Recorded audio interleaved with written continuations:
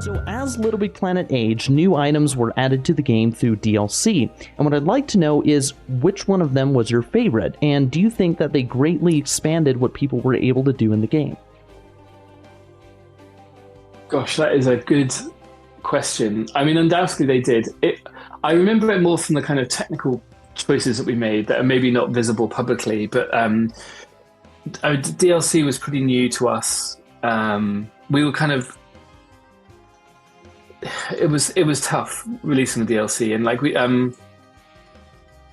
gosh, you're bringing back memories of how many years ago is this? I can't even remember what the 16, 17 the year was. Yeah. So some of my memories.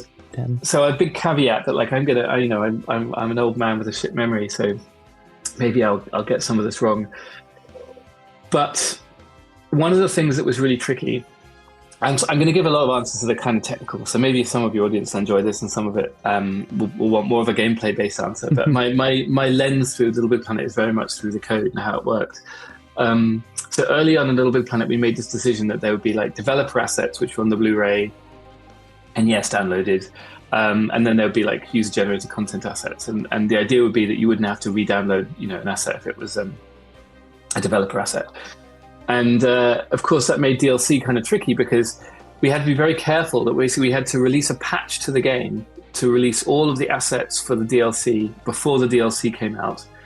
And then, because if someone made a level using like the Paintinator or like some tool or some new feature that was added in DLC, anyone who then played that, we had these big debates back and forth. And I don't even remember who was on what side of the debate, but it was just like, what should be allowed, what should be free if someone makes a level using assets from a DLC pack that they bought, and then, all of that stuff. And we hadn't really thought that through because this was all new. Like no one had ever done DLC, let alone DLC and UGC. Like bear in mind the PlayStation 3 was new. It was the first PlayStation with a significant amount of DLC. On the PlayStation side, the PlayStation Store team were just figuring this stuff out as well.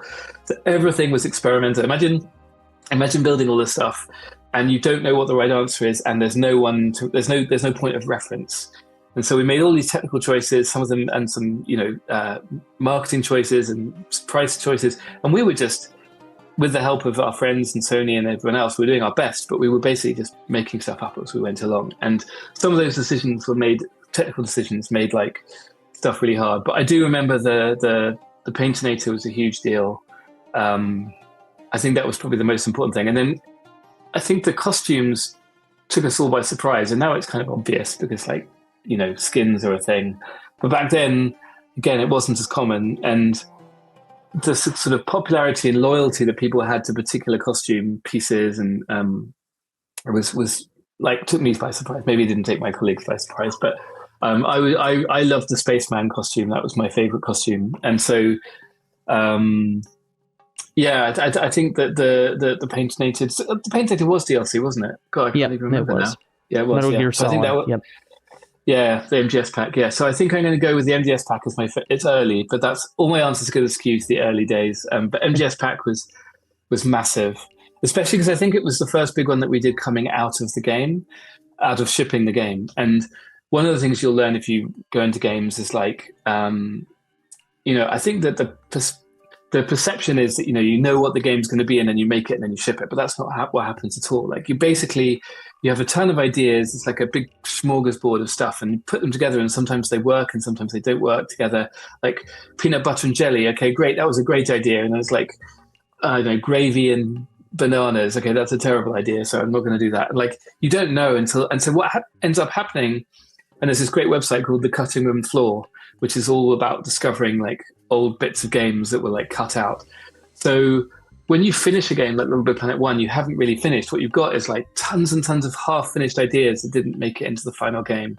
And Metal Gear Solid was our chance, even though we were exhausted, to like pick up some of the best bits of those ideas that hadn't quite made it into the first release of the game, and then fashion them around such an incredible IP as, Metal Gear Solid was the first game on PlayStation, I think, that I got like properly addicted to, like I actually completed. And bear in mind, I'm saying that as a non-gamer. Like as I said earlier, I suck at playing games, but I have a real soft spot for Metal Gear. And I met Kojima shortly after that came out. He was just in the UK.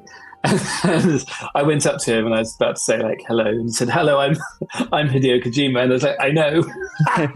My response was, "I know who you are." But yeah, it was he was very gracious, and it was very fun to demonstrate the game to him. And like I remember trying to play the game with him, for him, in a demo very early on, and I think I was quite ill that day, so I was like stressing out. And also Japanese consoles have like circle and cross are swapped for menus as well. I seem to remember. So I was playing on a Japanese version of the game. I kept pressing X to proceed, and in fact I was cancelling, and it was just like, it's the worst demo ever. But